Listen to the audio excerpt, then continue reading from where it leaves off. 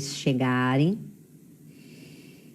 Essa semana, não, semana que vem, dia 29, a gente comemora aí um aniversário da capital do Paraná. Nós vamos falar um pouquinho hoje das cidades sustentáveis, né, e da importância da comunicação. Boa noite, Sérgio. Boa noite, Luana.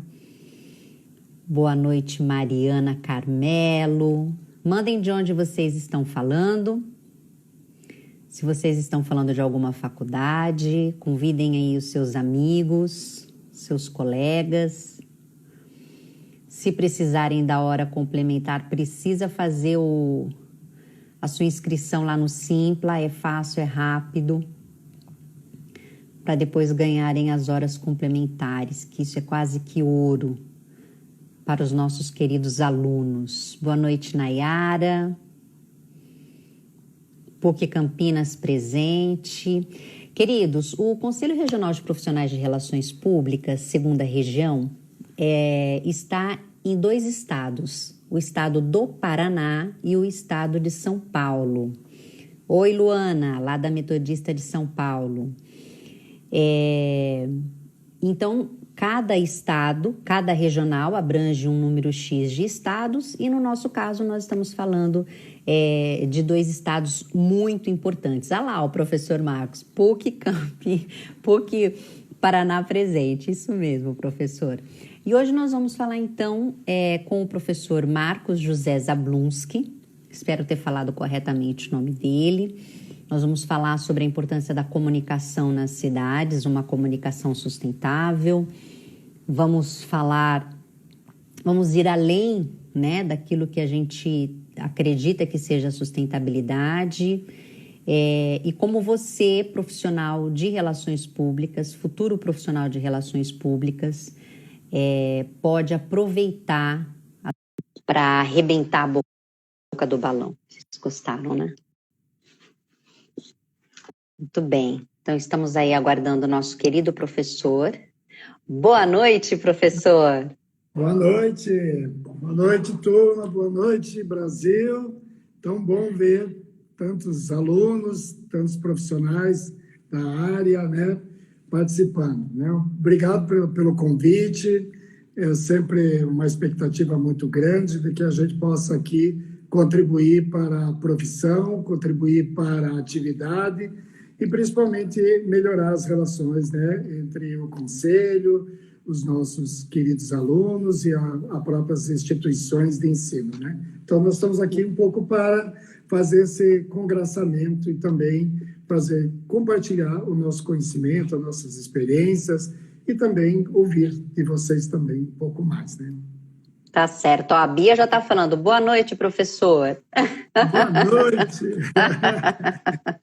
Parece ex-aluno, egresso, profissionais. Que delícia! Lindo, que delícia! Importantíssimo. Olha, professor Marcos José, Relações Públicas, mestre e doutor em Educação na linha de pesquisa de políticas públicas educacionais, professor titular e pesquisador da Escola de Belas Artes PUC Paraná, vencedor em 4º lugar no Paraná na votação pública do Prêmio Profissional RP do ano 2020.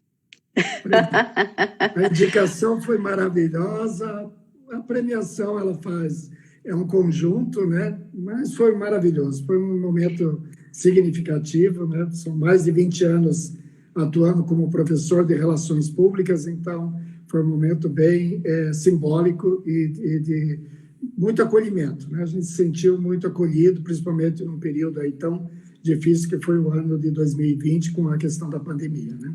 Então, se encontrar e se reunir, as pessoas falarem, indicarem, votar, foi muito espontâneo e foi um momento bem bacana do Conselho em promover e resgatar esse prêmio, né? Que venham outros, que outros possam participar, porque foi muito significativo e prazeroso. Que delícia! Para nós, foi muito importante por causa da questão da votação pública. Então, nós ficávamos aqui na expectativa, porque nós ficamos apenas, promovemos e ficamos acompanhando, né, como é que seria. E na segunda fase, que era a votação, nós tivemos assim o Paraná disparado em participação, o que para nós foi uma felicidade muito grande, porque nós queremos trazer o Paraná para perto do Conselho cada vez mais. Né? E aí, então, já agradecer de antemão todos os paranaenses, lembrando que eu sou paranaense, que sempre participam aí das nossas lives, dos nossos encontros. Mas, professor, antes de falar do tema da nossa live de hoje, eu queria que o senhor falasse um pouquinho de você, do senhor, né? Tem que manter aqui o rito. Por que relações públicas? Incrível, né? Mas eu fiz o ensino técnico lá na década de 70, quando o ensino médio tinha o curso técnico. E eu fiz o curso de ensino médio, publicidade e propaganda, é o que tinha na época. E eu sempre fui muito interessado por esse mundo da publicidade, da comunicação e de relações também com as pessoas, com a comunidade onde eu vivia. E isso traz também um pouco desse predicado, né, de que você gosta dessa questão de se relacionar com pessoas, se relacionar com instituições, resolver problemas, e isso trazia muito essa qualidade. E aí, quando eu fui para o ensino médio, o meu professor, na época, um dos professores mentores, assim, que a gente sempre tem aquele professor que a gente segue um pouquinho e aprende muito com eles, o professor Fritz Basserfeld, que era um alemão e radialista e tudo da comunicação, TV, pegou TV ao vivo, rádio, então uma pessoa que trouxe muita história, muita bagagem sobre comunicação, e isso é fascinante. E me atraiu. E aí, quando eu comecei a pensar em fazer faculdade, eu olhava para os lados, olhava para cima e para baixo, o meu professor falou: Marcos, você é da área das relações públicas. Eu falei: que é isso? Tem curso de relações públicas. Olha, o governo, lá na década de 60, daí ele vinha com as histórias, contando as histórias. E tem muito trabalho, tem campo, as empresas multinacionais vêm contratando, precisam se relacionar bem com a sociedade, com o mercado. Você tem essa expertise, você se relaciona bem, faz esse curso de relações públicas. Então, eu fui para o Rio de Janeiro, passei lá e fui fazer na Hélio Alonso, Faculdade de Comunicação, chamada Faixa, e ela é maravilhosa, é uma faculdade que tem trabalha muito com a questão da comunicação, jornalismo, publicidade, e na época tinha turismo. E os 2 primeiros anos são juntos, né? Tudo misturado, juntos e misturados, e depois dos anos cada um ia para um lado. E eu fui para as relações públicas, mas isso não significou nada, porque eu ficava nas aulas de relações públicas, mas misturava no jornalismo, misturava com publicidade, andava nos corredores, no pátio da escola, movimento das diretas já, o bolo estava feito. Então, eu virei um né? Eu até entendo, tenho pós em marketing, então eu gosto muito desse segmento, mas relações públicas é a minha paixão. Ela é tão apaixonante e no berço ela está encarregada comigo que o meu mestrado e o meu doutorado, eles têm um viés focado nas políticas públicas. E quando a gente vai tratar de políticas públicas, a gente tem muito de advocacy, tem muito de relações públicas, tem muito de empatia com as minorias, empatias com a sociedade, se relaciona com a comunidade. Então, é uma carga muito forte, vocacionada também. Então, eu penso assim, se você me perguntar, os alunos, às vezes, no primeiro dia de aula, professor, eu tomei de paraquedas aqui. Eu falei, não faz muita diferença. Eu caí um pouquinho de paraquedas, eu tive uma noção e vi que eu era aquilo. O que a gente vai fazer depois? Cultivar, conhecer, aprender as técnicas, aprimorar, buscar fontes, arriscar, não ter medo, sabe? Então, eu vejo isso, é uma paixão, é uma vocação, e depois eu fui trabalhar no mercado, em empresas, eu fui ter uma paixão maravilhosa. A Unilever, na época, era chamada Gessilever, me recrutou dentro de sala de aula, e me levou para dentro da organização. Eu fui supervisor de assuntos corporativos da Unilever, mas era novinho, gente, 22 anos, mas apostavam muito no trabalho da gente. Lidei muito com as relações com o Ministério da Saúde, Fiocruz, toda aquela questão de burocracia com o NPI, depois a SUNAB, período do plano cruzado. Então, tem um universo maravilhoso. Depois, Reinos Latasa. Então, tem um panorama empresarial também, que eu participei e que foi muito positivo e calibrou a minha atividade também, né? Então, hoje, estou há 23 anos nas universidades, nos cursos de Relações Públicas, primeiro na Tuiuti, depois na PUC, até hoje estou, graças a Deus, na PUC, vou comemorar esse ano, estou comemorando, mas vamos por lá no dia 1º de agosto, eu vou fazer 20 anos de PUC, no curso de Relações Públicas, Publicidade. É uma data linda, então eu estou fascinado, né? Em 2001, dia 1º de agosto de 2001, eu assinei, ganhei a cartinha lá, né? Eu sei que eu entrei um pouquinho antes, ali uns 2, 3 meses antes, mas eu assinei. O registro. O registro, a carteira azul. Tá guardado. Que legal, professor. Parabéns antecipadamente. A Luana está falando, incrível. Desculpe a correria da fala, mas é por aí. Não, professor, a ideia é um bate-papo aqui, inclusive você que está aí nos acompanhando, se quiser mandar um alô, mandar alguma pergunta para o professor. Tem lindos, tem alunos aí, ex-alunos. Alguns anos atrás, eles vieram com um jeitinho, eles eram professores, eram alunos da turma da noite, eu lembro disso. Me encontraram no saguão e falou, professor, a turma quer te chamar por outro nome. Eu falei, mas, porra, você não me conhece, Marcos José? Não, professor, MJ. Eu, MJ, o que é isso? Daí eles falaram, um M e um J. Então, isso aqui a gente carinhosamente quer te chamar de MJ, você aceita? Eu falei, pô, por que não? Então, na universidade, então, os alunos aí me chamam de MJ com muito carinho, com muita atenção. Os meus pares hoje têm um carinho comigo também, e alguns pares hoje já foram minhas alunas, e hoje são colegas de sala, parceria, trocas, né, de núcleos. Então, eu tenho uma história aí nas relações públicas, principalmente no mundo acadêmico, que é muito significativa e muito motivador, né? Então, eu tenho que delícia. Orgulho disso, né? Que delícia. Deixa eu mandar um abraço aqui para a Érica Bassi, que é nossa delegada lá do Vale do Paraíba, o Daniel Brasca, nosso conselheiro lá de Campinas. E aí, você que está nos acompanhando, por favor, coloque aí o aviãozinho do lado. Vou dar uma de blogueira que eu aprendi com a Débora, aí de Curitiba, com a maravilhosa, né? E divulgue. Para que vocês chamem os seus pares para acompanhar aqui a nossa live. O nosso tema de hoje é comunicação para a sustentabilidade das cidades, porque Curitiba completa 328 anos.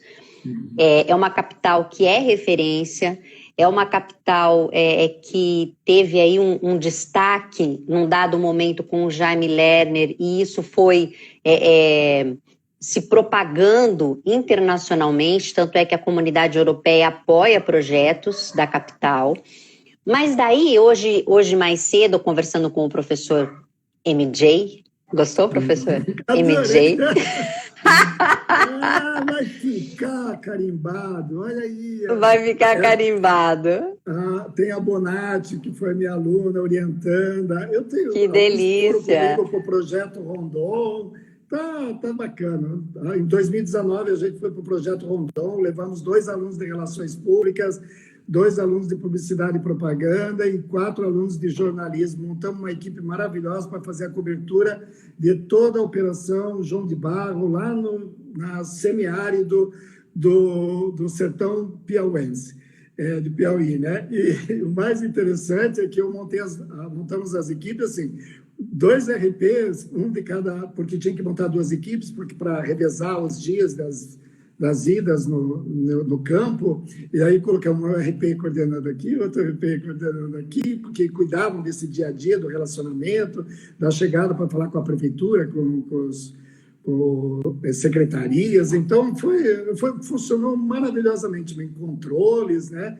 A equipe de jornalismo mandando, vendo os materiais, o pessoal da publicidade na produção de vídeo, produção de criação, cuidando dos detalhes assim mais estéticos.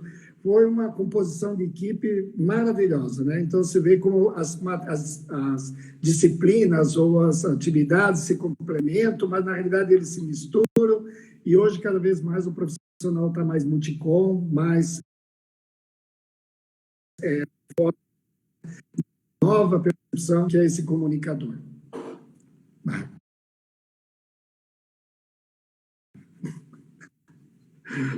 Nós temos que respeitar, né, professora, a individualidade e a capacidade de todos.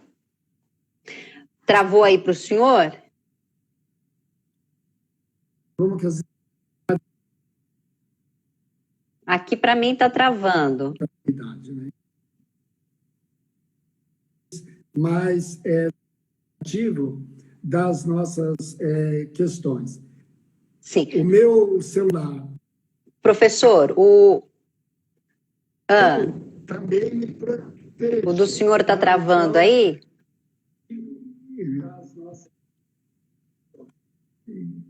Tá conseguindo me ouvir? Eu estou ouvindo. Agora melhorou, professor. Então, tá bom. Então, vamos lá.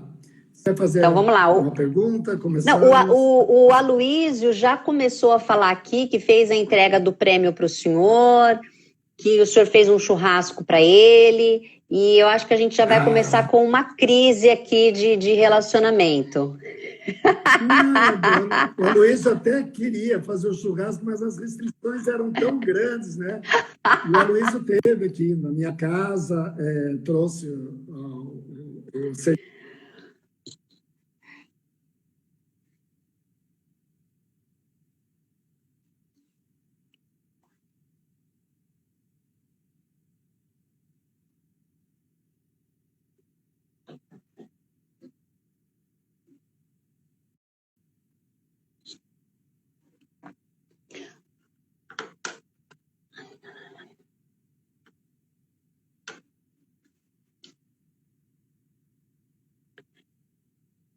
Professor, aqui para mim está travando.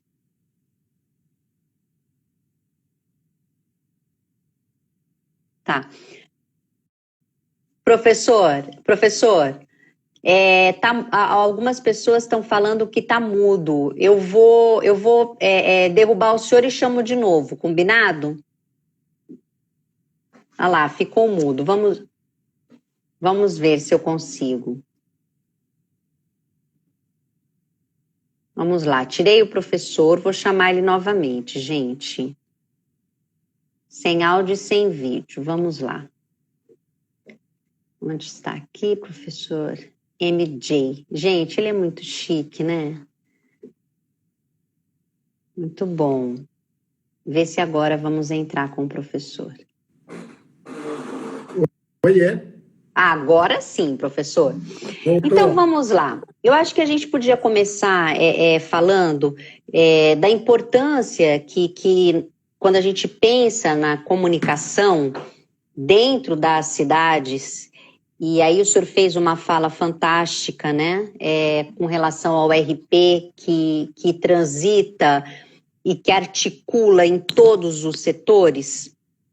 Mas eu queria que o senhor falasse especificamente dos projetos que Curitiba possui para a gente desenvolver esse raciocínio de como que o RP pode trabalhar essa comunicação sustentável.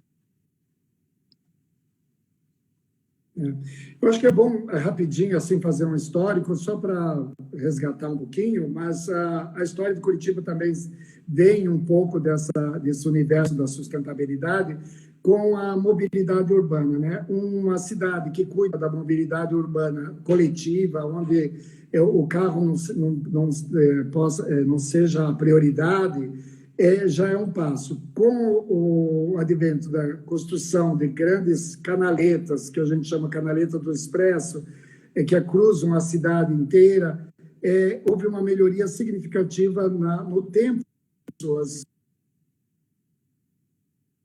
a redução de emissão de gases e assim por diante. À medida que os ônibus foram melhorando também essa questão tecnológica, hoje a gente já tem ônibus biodiesel, já tem ônibus elétrico com geração de energia elétrica que ajuda a partir da sua própria movimentação e geração, faz economias e reduz a emissão de gás.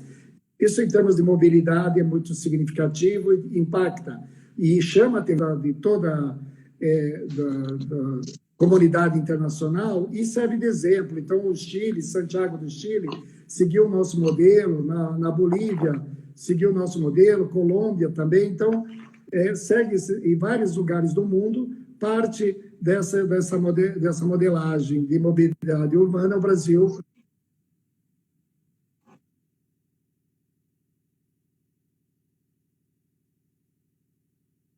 Como é que está o sinal para você? Aqui para mim o sinal está falhando, gente.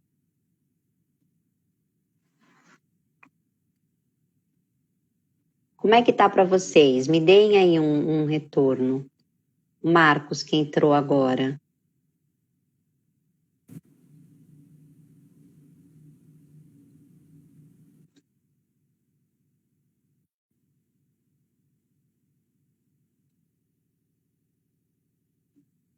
Professor, aqui... Quem está com problema, será? Então, traiu de novo, traiu de novo, travou de novo.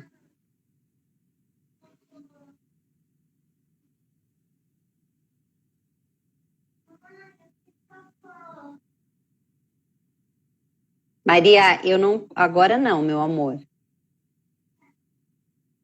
Maria me chamando aqui, gente. Nós estamos em home office. Tudo bem, chamando aqui o professor novamente. Opa. Estou tentando ver se está tudo certinho, né? Está me ouvindo? Tô ouvindo bem o senhor, professor. Pede ajuda para os universitários, professor. Tá, então tá bom. Vamos lá. A do prof caiu de novo. Agora já voltou. Voltou. Eu estou aqui com 2 universitários, um do lado do outro aqui, né? Que delícia! Eu queria saber se vocês estão me vendo, estão me ouvindo.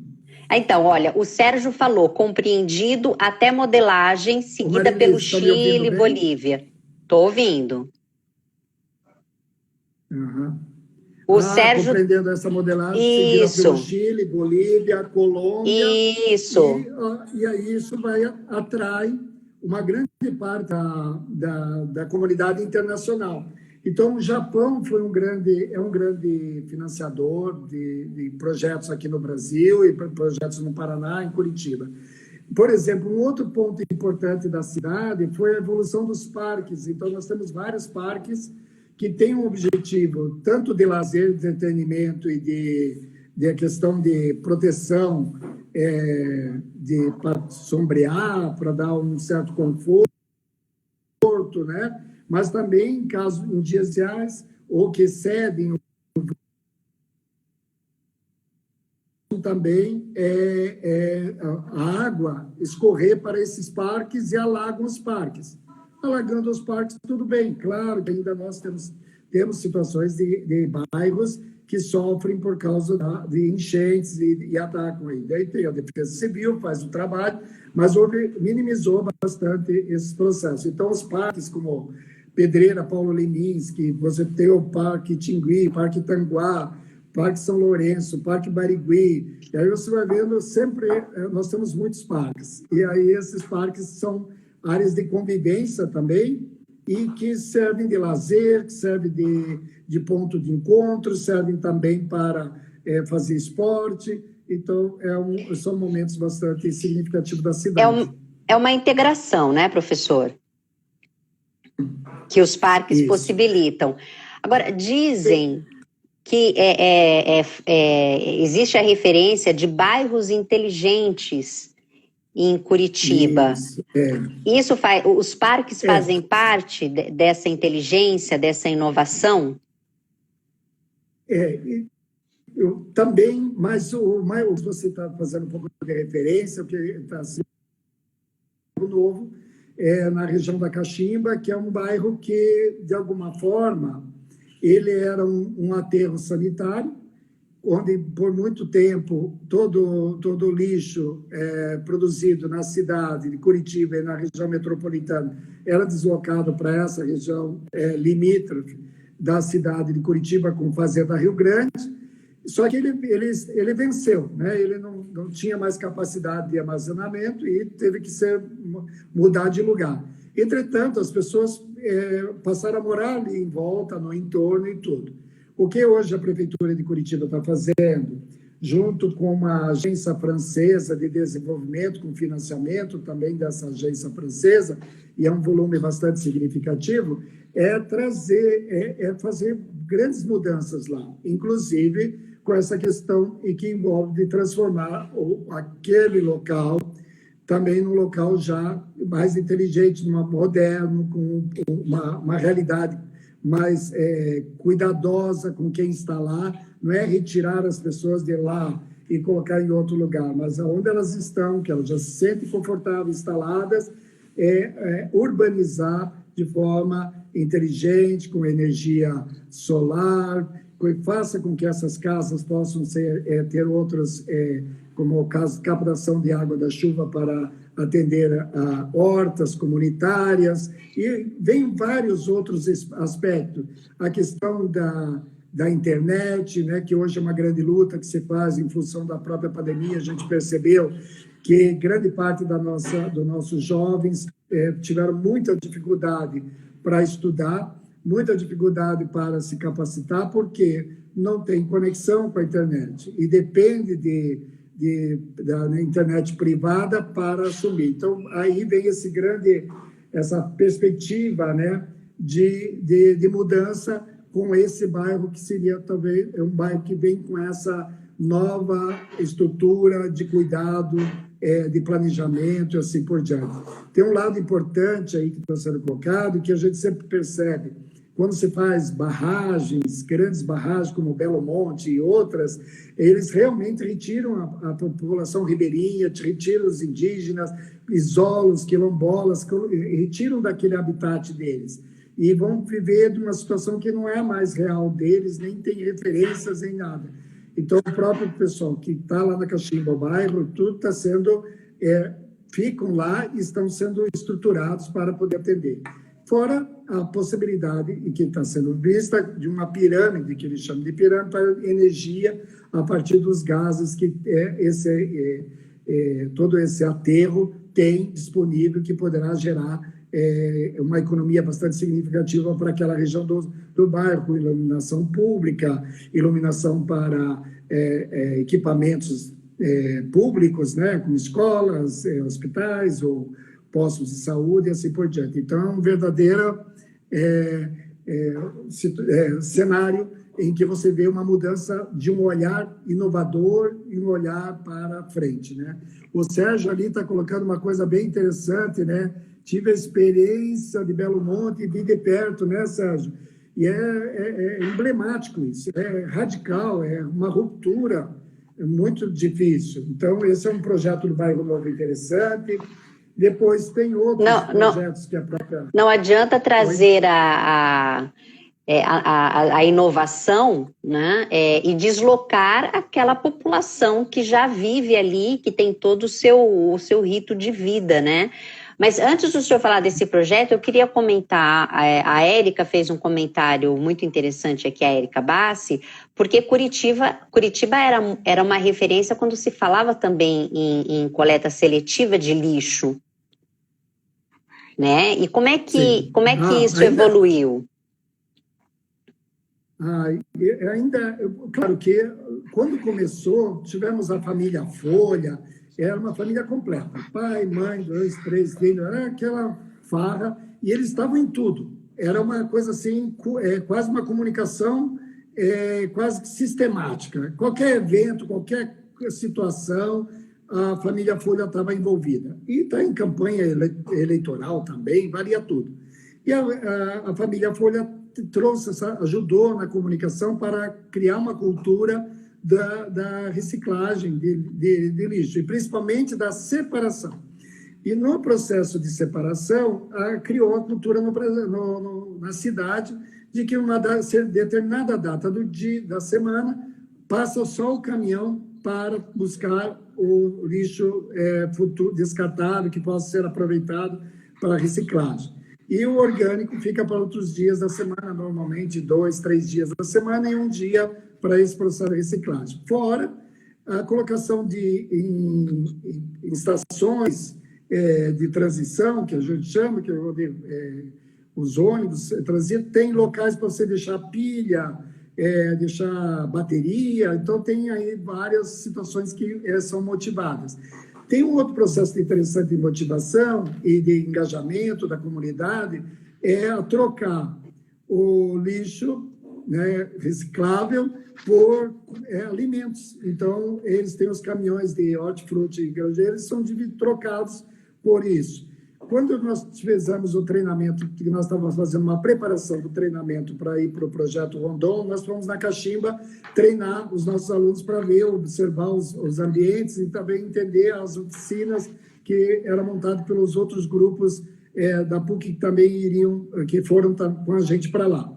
E naquela oportunidade, naquele dia estava ocorrendo exatamente um escambo também. As pessoas traziam metais, materiais, alguém pesava, media e trocava por biscoito, trocava por macarrão, trocava por arroz. Era uma mini mercearia ali que ia fazendo esse escambo por peso, gramatura e quem comprava. Era alguém que reciclava e fazia esse escambo. Olha como isso vai mudando, sai do espírito público apenas e sai da ação pública para a comunitária.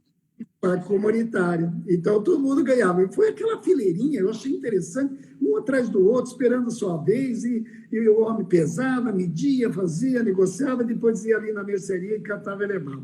Então, você percebe como que... Então, hoje, Curitiba tem, as cidades da região metropolitana também tem, e é uma cidade que tem essa preocupação já da própria cidadania, né? Ainda tem coisa... É algo também, né, que vem da própria cultura do curitibano, do paranaense, sim, né?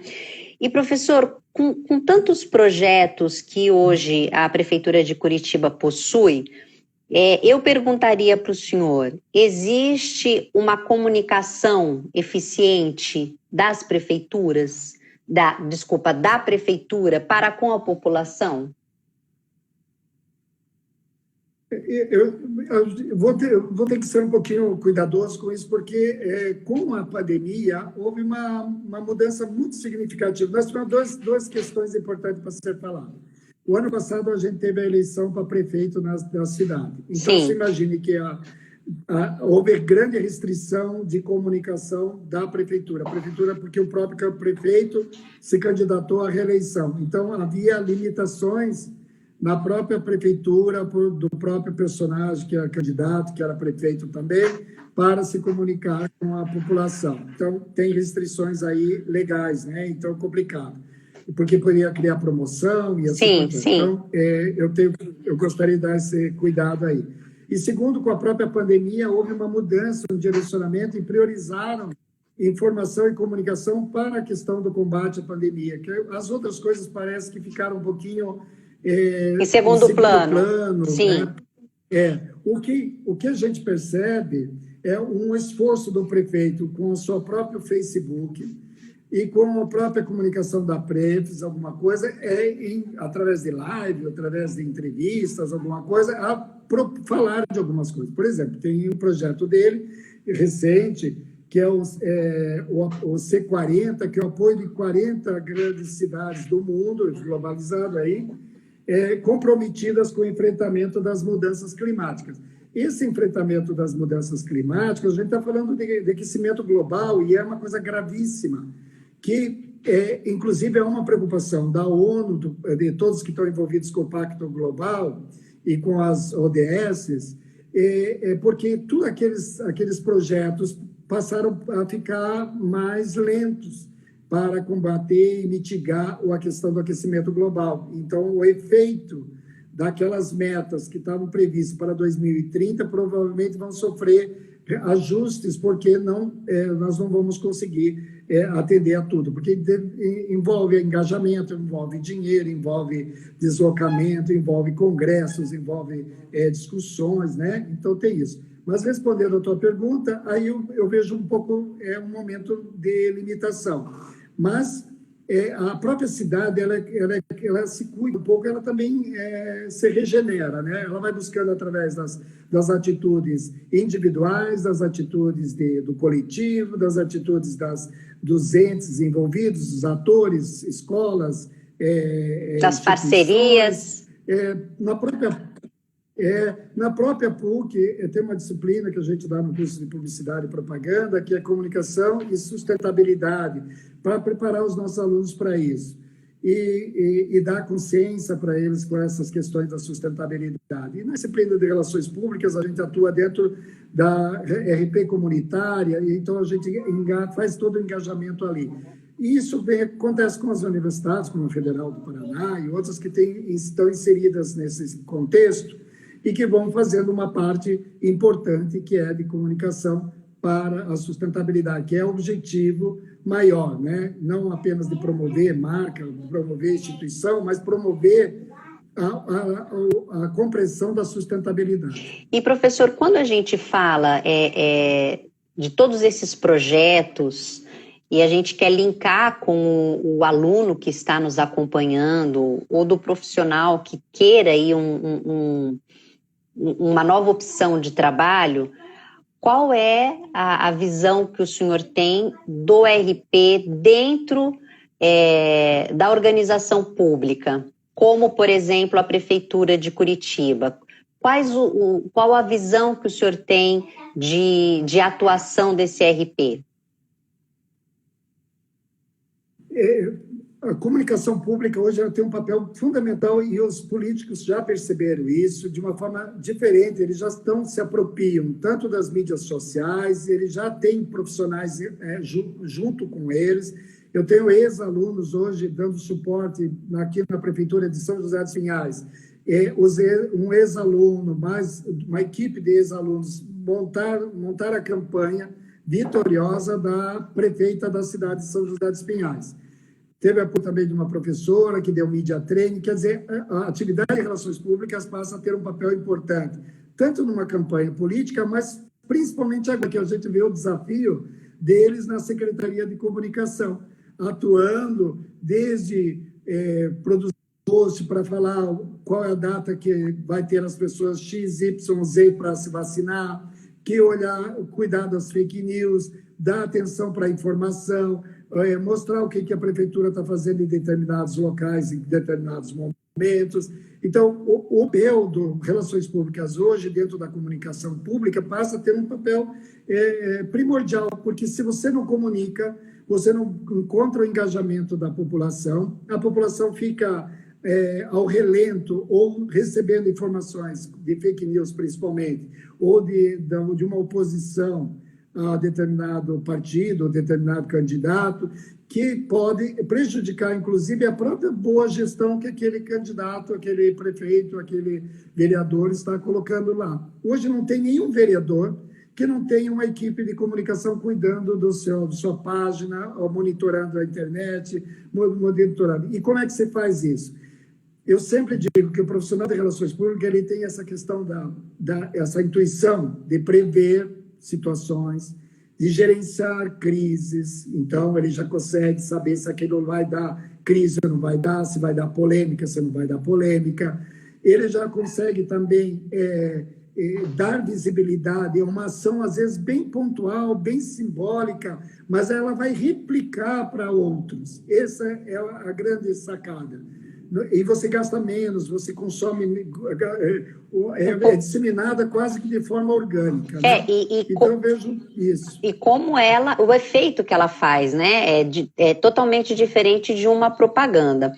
O Sérgio pergunta o seguinte, a comunicação tende realmente a mudar a postura diante da pandemia? Como que o senhor vislumbra os próximos anos? E aí ele faz aqui um complemento, né? Comunicação pública, em específico da gestão municipal. Então, o senhor acredita que a comunicação tende realmente a mudar a postura diante da pandemia? Eu acho que já está mudando, né, professor? E ele tem razão, eu acho que é mais para ajudar a reforçar a fala, né? Mas é muito interessante porque ele está dizendo assim, mudou já. Desde o momento em que a pandemia, lá no dia 17 de março, nós tomamos conhecimento que a gente tinha que se recolher e que a gente tinha que se reorganizar, a comunicação ela passou a ter um papel importantíssimo. A prefeitura teve que fazer diariamente, qualquer prefeitura, gente, qualquer prefeitura do Brasil, faz diariamente boletim da pandemia, boletim de orientação, coletiva de imprensa para falar sobre um determinado decreto, um lockdown, ou decreto de bandeira amarela, bandeira laranja, assim por diante. A gente até aprendeu a destacar isso. E essas costuras, elas exigem muita atenção e cuidado, porque olha o contraditório, olha esse vai e vem. O governo federal fala uma coisa, o governo estadual fala outra, a prefeitura fala outra prefeitura fala outra coisa. Aplicaram o lockdown lá em Curitiba, na capital, mas nas regiões metropolitanas não aconteceu, mas eles se misturam o tempo todo. Sim, sim. As cidades não se misturam, então você tem que retomar, conversar e dizer, gente, vamos junto nisso aí, não dá para ficar se separando, ninguém está separado, não tem muro para separar isso. As pessoas estamos no mesmo barco, né, professor?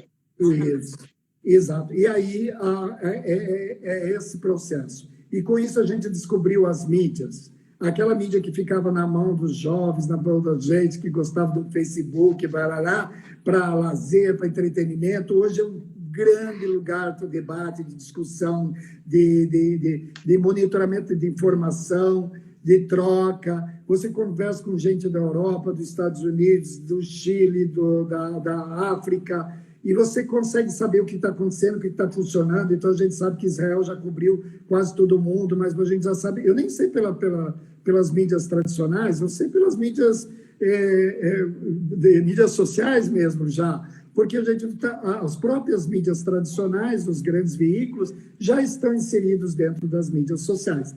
Então, nós percebemos muito claramente o papel da comunicação pública dentro desses novos cenários. Todo mundo tem um smartphone, quem não tem, mas tem alguém que tem, e aí você replica um WhatsApp, e a gente percebe que o mundo mudou, e ele mudou, e a comunicação também está mais rápida, mais fácil, tem que ser mais checada, porque senão a gente também tem que ver todo dia se não tem uma postagem que pode criar algum problema mais grave. Responsabilidade, né, professor? Responsabilidade, transparência, ética, isso não pode faltar de maneira alguma na comunicação, em especial quando se fala de comunicação pública, porque nós estamos falando de um número grande de pessoas que tomam as suas ações, as suas atitudes por causa dessa comunicação, né? O Sérgio agradecendo a análise. Agora, professor... Legal, Sérgio. Obrigado aí também. Eu queria que o senhor falasse um pouco, ampliasse um pouco da nossa conversa que a gente teve hoje à tarde com relação à sustentabilidade. Em tempos de pandemia, quando se fala de sustentabilidade, como que a gente amplia esse conceito? Primeiro, a gente sempre teve aquela visão, né? Tem a visão, às vezes sempre que aparece, primeiro a visão ambiental, né? E hoje a gente não pode mais ver a questão da sustentabilidade só como uma questão ambiental. Ela tem um papel importante porque ela fala de clima, ela fala de rios, ela fala de água, ela fala de animais, ela fala de biodiversidade, mas a sustentabilidade, inclusive do planeta, está inserido dentro da Carta da Terra, que a ONU lançou lá em 2000, e que foi em estudos muito, desde a Rio 92, desde a década de 80, daí o Kyoto, que trouxe essa Carta da Terra, que vai falar muito também das pessoas.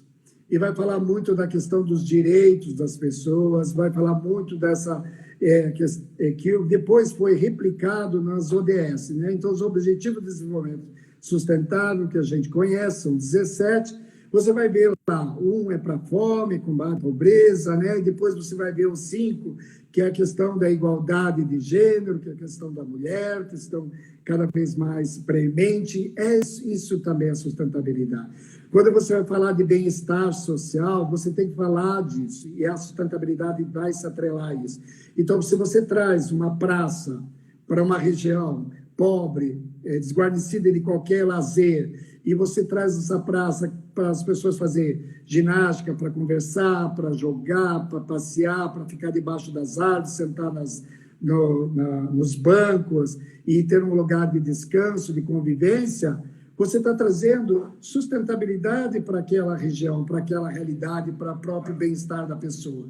Então, quando a gente fala de sustentabilidade, nós estamos tratando disso. Quando a gente fala de direitos, quando a gente fala dos invisíveis, que são as pessoas moradores de rua, os noias que a gente vê e não vê, todos os dias a gente vê noias e a gente não vê, e na realidade nós temos que vê-los e temos que resgatar. Quando a gente vê o padre Júlio Lancelotti em São Paulo lutando, e quando ele bate de frente com o município, contra a prefeitura que colocou pedaços de pedra debaixo do viaduto para não deixar as pessoas serem acolhidas, ele vai lá com uma marreta, ele fez comunicação para a sustentabilidade, não para ele, nem para nada. E com o sinal da marreta, um post daquilo replicou, e a prefeitura, no dia seguinte, tinha arrancado tudo e virou quase uma crise política interna. Sim. Por quê? Porque isso é gravíssimo, você abandonar. E sustentabilidade é isso também. Agora nós estamos vivendo uma situação gravíssima, que é desemprego, as pessoas não podendo trabalhar, as podendo gerar. Se sabe que mais de 40 milhões de brasileiros vivem e trabalham na informalidade. Sim. Como viver, como trazer dinheiro para dentro de casa, como comer. Então, não dar cesta básica, não contribuir, não colaborar, a sustentabilidade às vezes está nesse ato.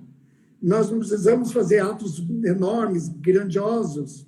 Podemos fazer atos menores, individuais, em grupo, coletivo, numa associação. Então, a comunicação para a sustentabilidade também está nesse ato. E aí vocês, como profissionais de relações públicas, têm que ficar atentos a esses pequenos movimentos que podem ser simbólicos para dar aquela grande explosão, aquela faísca e não despertar para muita gente. Então, eu tenho muito essa fascinação pelo o que isso pode gerar mais, né? Então, um pouquinho a gente pensa nisso também. E a gente está falando aí da comunicação comunitária, né? Dos RPs comunitários, que trabalha essa comunicação, que ela é fundamental. Eu temos aí, acho que o ganhador está aí hoje, o ganhador do prêmio de São Paulo, que ele é daquela comunidade... Sim, Gabriel Finamori, exatamente. Ele está aí? Sim, ele estava. Está aí ainda, Gabriel? O Gabriel é de uma comunidade enorme. E essa comunidade se move, essa comunidade gera riqueza, essa comunidade se cuida, essa comunidade faz acontecer. Se movimenta. Essa comunidade tem balé. E como que você, como profissional de relações públicas atuando dentro de uma comunidade, às vezes você nem é formado, mas se você tem essa veia, essa qualidade, você pode ajudar, né, estimular, depois se puder trazer para dentro de uma universidade para aprender outras técnicas e tudo, é fascinante. Nossa profissão, ela tem esse berço do servir, esse berço humanitário, né? Então, essa urbanidade, esse cuidado com as pessoas, com a higiene, cuidado com as crianças. Então, tem dentro desse espírito importante, quando a gente fala de comunicação para a sustentabilidade, que é uma forma de você agir a partir de um movimento, de uma situação, e replicar para que esse ambiente de sustentabilidade se concretize, né? É isso mesmo. O Marcelo Aro, que eu acredito que seja nosso embaixador, quem não conhece o projeto Embaixadores RP, entra lá no site do Conselho e vai conhecer um pouquinho. Ele diz o seguinte: se cada um fizer um pouco, faremos grandes projetos de sustentabilidade. No nosso caso, de relações públicas, eu acho que aí tem a abrangência, porque a comunicação ela consegue alcançar muito mais. E se você faz uma boa estratégia, né, professor, você não só alcança, como você traz multiplicadores. Isso, e esse é a grande sacada, tá? Você não tem braço para tudo, mas se você trouxer os multiplicadores, ou você criar uma situação em que ele se multiplique, olha o impacto disso, né? E aí, muito legal esse projeto dos embaixadores na universidade, nas faculdades, dos nossos cursos, né? Eu acho muito bom, porque eles vão ajudar a construir, reconstruir, renovar e trazer inovação, né? Esses futuros, os nossos novos embaixadores. Então, quando você vai pensar, eu gostaria de dar alguns recadinhos assim, interessantes em termos técnicos, né? Que ajuda para esses alunos também. Você não pode impor nada. Então, você trabalha muito com observação. Observe o cenário, observe o ambiente, né, antes de agir. Absorva o ambiente. Veja quem é quem pode ajudar, quem pode colaborar. Um líder comunitário, é um pastor, é um padre, é um médico, é um enfermeiro, é um bombeiro, é um borracheiro, é um botequeiro, o dono do boteco, tem um monte de gente lá que fica em volta, e deixa eu colocar um cartaz aqui, fala bem para mim desse negócio, né? Então, colocar-se no lugar do ouvinte, sabe? Ser ouvinte, escutar, para depois se propor. Então, são detalhes.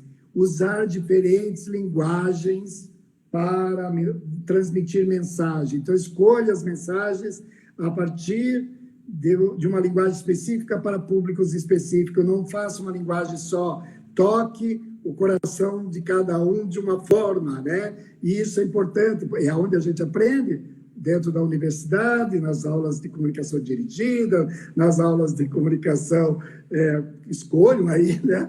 Língua portuguesa, que é linguagem criativa. Hoje, cada dia tem umas possibilidades enormes, né? Então, se apropriem disso. Apoiar-se em meios de comunicação diferentes. Cada dia chega alguma novidade. Eu converso com meus filhos, eles são jovens, com a maioria são tudo universitários, e eles têm umas inovações. Quando eu estou aqui meio apurado com a tecnologia, eu sempre coloco um aqui do meu lado. Como acalmou, as coisas estão calmas, eles vieram aqui, deram uma arrumada, deram uma limpeza na área para parar de travar, eles foram embora, mas está aqui. Se eu precisar buzinar, eles dizem que desce para resolver. Então, é um pouco isso, né? Então, em diferentes meios de comunicação, vocês podem ter blogueiros que ajudem, que vocês têm contato. Os blogueiros precisam desse novo... ter também um propósito, não pode ficar só vendendo cosmético, não pode só ficar pensando em estética, não pode só ficar pensando em carro, alguma coisa, em games. Eles também têm que ser participantes da nossa realidade. E aí, quando você cata um desses, coloca ele para falar, você está fazendo comunicação para a sustentabilidade de uma determinada realidade. Então, tem o tripé econômico, que é muito importante. Sim. As empresas precisam ganhar dinheiro, as empresas precisam sustentar o sistema delas, a estrutura delas, elas têm que dar lucro, mas elas também podem participar da questão social e na questão ambiental. Então, quando você pressiona demais uma empresa só para a questão ambiental e social, não dá, você tem que equilibrar. E aí o profissional de relações públicas, quando está dentro dessas organizações, tem que ter essa visão de que ele também tem que cuidar da sustentabilidade da empresa. Exatamente. Porque se ele não cuidar da sustentabilidade da empresa, não vai acontecer a sustentabilidade social, não vai acontecer a sustentabilidade ambiental. Então, esse tripé não pode estar desequilibrado, ele tem que estar equilibrado. E aí você vai ter muito mais chance, os acionistas, o conselho, a presidência, o CEO, vão estar lá muito mais presentes quando você faz uma proposição com esse olhar. Isso mesmo, ó. Estou falando. O Rafael Martins, que é nosso conselheiro, ele está participando e falando aqui, olha, infelizmente muitas organizações não investem em sustentabilidade, por ainda terem estigmas e desconhecer o real significado. E depois ele fala assim, professor Zablonski, seu nome é difícil de falar, mas você consegue explicar de forma muito clara e didática o tema. Grande aprendizado. Rafael, Yes! Rafael, você tinha... Depois que você fala uma vez, amigo, Zablonski, ó, a Marilise aprendeu, Zablonski. você também vai aprender. Mas é assim, Rafael, para quem conhece o professor agora, é MJ. É professor pro MJ. Vai ficar mais fácil, né? Eu não conheço muito pelo sobrenome. Eu queria também destacar que nesse processo de relações públicas não dá para ficar só no verbo e na ação. Você tem que também ter outras habilidades. Então, aprenda a criar peças de criativas, faça um curso de Adobe, tente melhorar seu portfólio de conhecimento. Vire quase ai, meu Deus, um caixeiro viajante, quando abre aquela mala, sai de tudo. Sai de tudo. Não sei se vocês lembram do caixeiro viajante, tinha uns filmes, umas novelas aí, o cara abria a mala, tem sapato, tem camisa, tem gravata, tem isso, tem aquilo. E ele conseguia vender tudo, né? E tinha um modelo. Então, hoje, o profissional de comunicação não pode ficar limitado apenas à questão de planejamento, ele tem que ficar presente no conteúdo, ele tem que ter a língua portuguesa bem afiada, pode ser que você não fale, se atrapalhe, mas na hora de pôr no texto tem que ficar bacana, muito tem claro. Que usar uma linguagem, às vezes, coloquial, né? Mas crie peças de comunicação atraentes, seja conectado, né? Não chapado, desestruture mesmo. Diferenciar quais são as mensagens, então, que mensagem que é bom para um lugar, que não é bom para o outro, fazer essas modelagens, eu já vejo muito claro, assim, linguagem para o Facebook, tanto visual quanto de texto. Linguagem do Instagram, outra. Tanto visual quanto de texto. Aí tem planejamento de postar X para isso, X para aquilo. Aí o pessoal diz, professor, WhatsApp também, vamos lá que a gente tem que fazer um e-mail do WhatsApp. Então, eles vão... É uma turminha pequenininha chegando, sentando na mesa, professor, para aqui, para a direita, para a esquerda. E a gente se motiva com eles. Isso mesmo. Eles trazem uma energia muito boa. E isso só dá um objetivo para eles, que eles saem construídos. É fantástico isso. Isso mesmo. O Rafael está complementando aqui. Não adianta apenas a comunicação externa ser bonita, mas as ações não serem condizentes. RP é mais que falar, é também acontecer. Isso. Então, eu vou dar um exemplo aqui, quando falou de comunicação pública. Ao mesmo tempo, você sabe que a comunicação pública é feita muito com audiências públicas, de coisas interessantes e importantes. Sim. Que a comunidade não vai. E aí a dificuldade que a prefeitura tem, os governos têm, é que as pessoas não participam. Nas audiências públicas. Isso, não participa. E, outra coisa, a Prefeitura de Porto Alegre, ela faz audiências públicas virtual. Então, você pode participar ativamente de forma virtual nos projetos que tem lá e que possam, quase que gestão comunitária e tudo. Então, procure sempre participar de audiências públicas do bairro e do município. Tem vários casos que acontecem assim.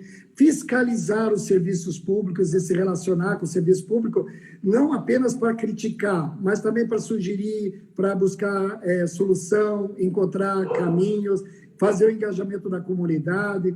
Eu não sei se vocês conhecem, mas tem várias prefeituras do Brasil fazem o famoso mutirão, mutirão da limpeza. Então, eles reúnem as pessoas e marcam data. Então, data tal, a gente vai estar lá no teu bairro. E anunciam, fazem tudo que pode, circulam uma semana antes e pedem para as pessoas retirar todos os entulhos, lixo que tem e colocar na calçada da frente da sua casa. Aí a prefeitura vem, carrega com suas equipes, carregadora, para carregadora, caminhões, mão de obra, está tudo certo. E isso traz um serviço muito interessante, mas o mais simbólico de tudo é a comunidade inserida. Então, o equipamento vem da prefeitura, que é deles, porque a prefeitura está a serviço da sociedade, da comunidade, do cidadão.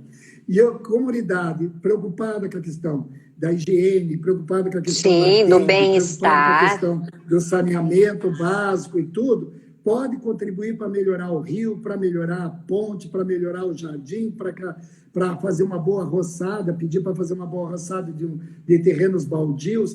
Isso é estar próximo da comunidade, próximo da realidade.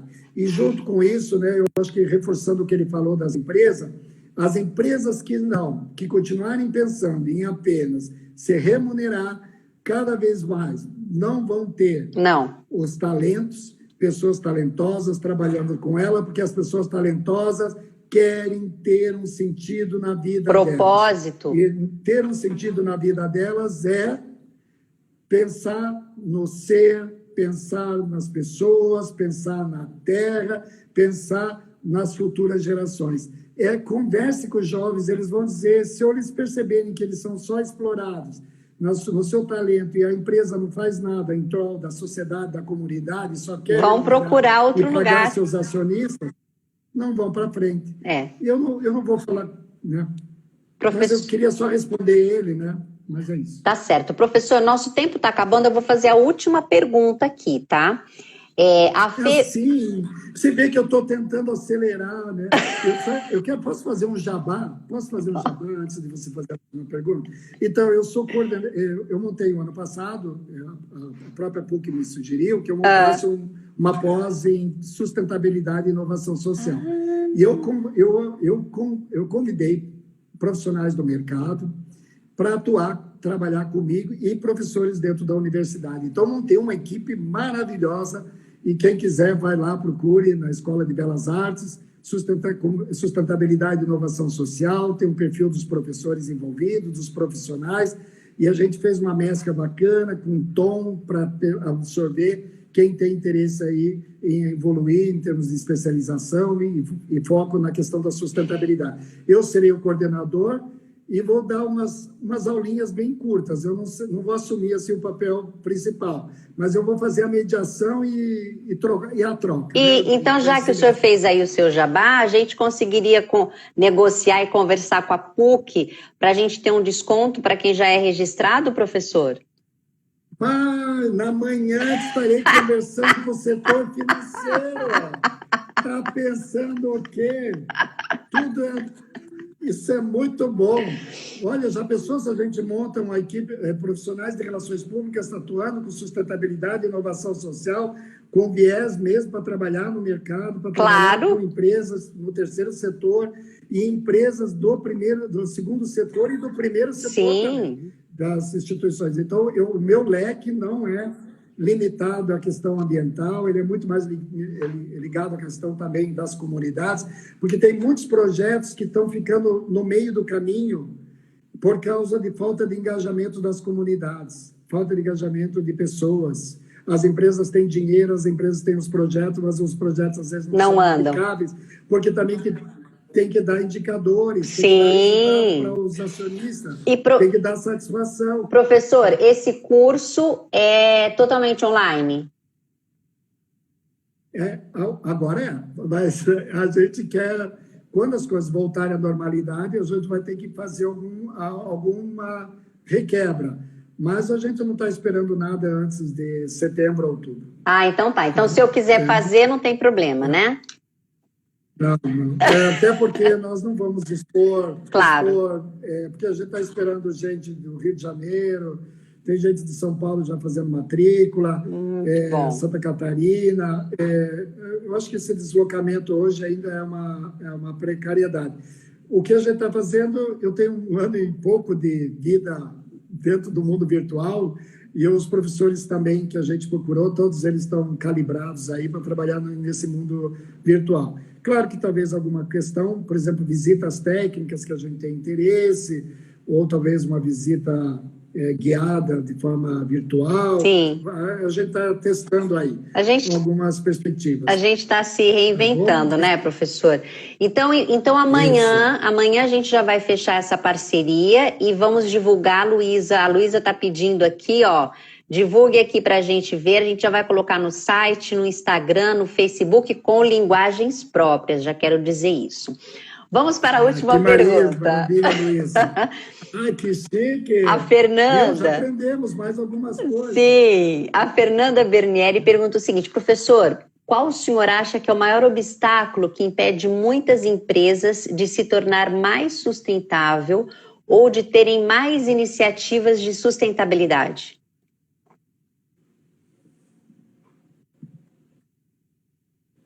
que o senhor acha, professor?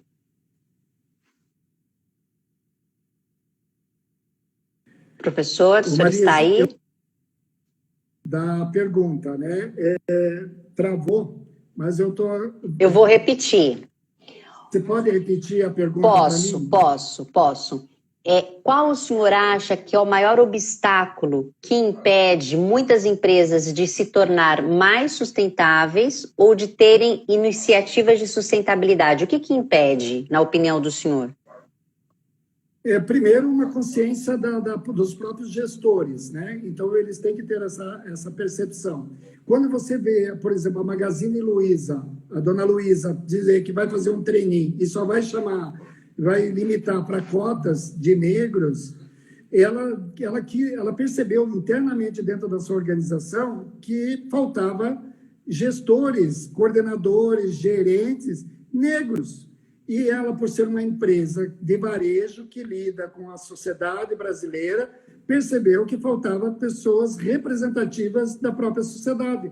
Isso é consciência de sustentabilidade, isso é consciência social, né? De preocupação também com a sociedade. E quando ela vai ver os índices, os dados lá, vai perceber, por exemplo, 32% das pessoas, de mulheres desempregadas de 18 a 29 anos, são negras. 32%, em comparação com as brancas, que são 13%. Então, olha, aí já há uma disparidade da questão racial que está inclusa. Aí, quando você vai ver com a Nubank, que foi chamada a conversar, e eu acho que vou tentar responder ela por esse exemplo, Tomás siga, né? Oi, professora Dalgisa, bom te ver aí. Adoro quando meus pares vêm me prestigiar. E aí...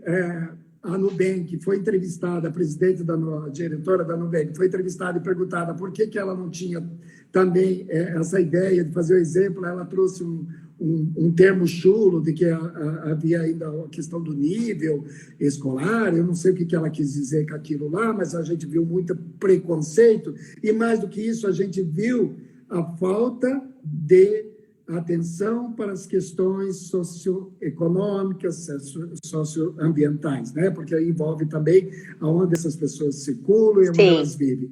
E a Nubank, que vinha com essa questão de inovação, de um banco digital, falando para esses jovens, todos, se eu perguntar para essa molecada toda aí, todo mundo tem Nubank. Eu pergunto, por que vocês têm Nubank? Porque a linguagem que o Nubank utilizou para falar com essa molecada foi uma linguagem digital, a linguagem que eles adoram e a linguagem que eles se aproximaram. Mas quando fomos apertar a Nubank, nós descobrimos que os seus propósitos, seus valores não estavam coadunando com a sociedade. Então, nós vamos encontrar empresas ainda que precisam passar por essa transformação. Sim. Mas só para dizer que nesse start, nessa crise, nesse gerenciamento de crise, a Nubank percebeu que ela tinha que resgatar rapidamente. E aí contratou uma empresa que está cuidando da diversidade, cuidando de todo o aspecto da cultura organizacional, do comportamento organizacional da empresa. E aí, volta a RP, tá, gente? Cultura organizacional, comportamento organizacional, clima organizacional é nosso. Exato. É coisa da gente. Quando você coloca gente do teatro, gente da música, para fazer comunicação dentro de uma organização, nós estamos nos apropriando desses talentos que estão da nossa cultura para fazer comunicação e sair daquele processos informais demais, né? Lá na PUC, na Escola de Belas Artes, a gente está cada vez mais reconstruindo nossos cursos, cada vez mais conectados entre si, e, de alguma forma, se apropriando dos talentos desses jovens, dessas especialidades, para construir um novo profissional, esse profissional do multicom, esse profissional de multipossibilidades. Né? Então é isso. O Marcelo... Eu não sei se eu respondi para ela, mas eu respondi com exemplos. Então, mas foi ótimo. Saber, a cultura, nós temos que mudar. Com o caso da Magazine Luiza aconteceu com isso, daí o caso da Nubank aconteceu com isso. A Nubank, então, agora, esse ano, está propondo recrutar 3.300 mulheres para recompor e colocar nos seus quadros de funcionário. O que ela vai buscar? O equilíbrio na questão de igualdade de gênero. A Boticário já faz isso, a Natura, então, é um exemplo maravilhoso que está lá. A Cleusa falou, a Cleusa Sesca, professora Cleusa, adoro seus livros, indico um monte. De vez em quando eu me aproprio das suas falas. Ah, gente boa, como é bom ver, né? Olha lá. Que delícia esses A encontros, Bia, né? Ela está agradecendo aí por hoje. E a Fernanda que fez a pergunta, ela agradeceu. Eu acho que o senhor respondeu. Ó, o nosso tempo estourou. Eu tenho 2 últimos recados, tá bom? Eu acho que é importantíssimo vocês saberem quem vem semana que vem. Mas antes disso, eu vou dizer o seguinte. Queridos profissionais registrados de relações públicas, nosso prazo para vocês pagarem a sua anuidade está terminando agora dia 31. Por causa da pandemia, a gente fez aí um novo parcelamento, tá bom? Que é importante vocês se inscreverem. É importante você que é RP, que vai atuar no mercado amanhã, entender que lei a gente cumpre, né? Não é opcional. Então, hoje, a autarquia com RERP não é opcional. Se você é um RP e está atuando sem o seu registro, você é ilegal. Então, é importante você entender isso em todos os âmbitos, quando se diz de legislação, né? O nosso querido Rafael está lembrando para você se inscrever e para receber a nossa newsletter. Entre aí no nosso site, nas nossas redes sociais. E eu encerro dizendo que semana que vem, não às 18, mas às 17, teremos a Carol Terra falando do livro dela, Marcas Influenciadoras Digitais, como transformar organizações em produtoras de conteúdo digital. Será que se a gente pedir para a Carol, ela sorteia uns livros aqui, professor? Acho que sim, né? ah, é um luxo. Se a Carol estiver aí, é um luxo. Já roubei, emparelhado. Eu já fiz uma live quando a Carol também. Gente, Carol é demais. O livro dela está muito bom. A gente já tem indicado, a professora Carol Pinelli também tem um relacionamento muito bom com a Carol Terra, e ela se relaciona, e a gente já tem indicado a professora Letícia também, que é a nossa professora, a professora Fran, já conhece Carol Terra, e a gente tem um legal, muito isso bom. Bem Que legal. bom. Vamos lá, vamos para o sorteio. Eu vou estar aqui semana que vem para ganhar esse livro. Adoro ganhar Professor livro, MJ. principalmente autografado. Claro, claro. Professor MJ, foi um prazer tê-lo conosco nesse nosso encontro semanal. Foi, assim, prazerosíssimo. Aprendemos muito na sua aula online. Estamos aqui de portas abertas para a PUC do Paraná. Seja bom. sempre muito bem-vindo. E agradeço a todos que Obrigado. estiveram conosco aqui até o final. Maravilha. Gente, estou muito feliz, ó, os alunos aí dando... Sempre é bom, né? Eu gostei de ver os professores aí também presentes, professores meus pares aqui também dentro da universidade, professora Sesca, né? Outros professores que estão envolvidos. É bom esse contato com o pessoal da Unicamp, a gente sempre fica olhando as coisas que eles produzem também. Casper Libero, né? Eu me lembro da Faculdade de Bauru. Então, temos aí muitas possibilidades. Ô, Rafael, que bom que gostou. É um desafio, porque hoje que a gente estava com a Marilise de tarde, para fazer assim, sabe, um briefing, né? Ai, obrigado. A Marilise, começamos a conversar, acho que a gente fez uma live só com os dois, eu e ela conversando, né? Da próxima vez a gente grava. Eu falei, ai, meu Deus do céu, você depois seleciona o que vai acontecer lá, né? E é isso, gente. O Conselho tem esse objetivo também, né? De fortalecer Eu sempre tinha aquela... Professor, por que o curso não é conhecido? Por que as pessoas não sabem da gente? E essa semana eu recebi um post eu sou supervisor de estágio também. Aí eu recebi um post dizendo assim: procura-se estagiário de relações públicas. Preenchidinho, certinho. Eu falei, meu Deus, isso aqui eu vou mandar para a molecada. E eu mandei para a molecada, para os representantes, eles circularam, né, para essa vaga. Porque é simbólico isso. Mostra que cada vez mais quem está do outro lado, lá na ponta, já começa a conhecer um pouco mais a nossa atividade. E vocês também que estão aí, tem que ficar falando, macetando, batendo. Isso mesmo. Lá, uma hora as coisas acontecem. Professora Cleusa Sesca, muito obrigado, um forte abraço, bom vê-la aqui presente com a gente também. Muito obrigada a todos que participaram. Meu beijo final para a querida Silvana Nader, diretamente de Campinas, professora Cleusa e todos que estiveram. Um grande beijo, boa noite, gente. Até semana que vem.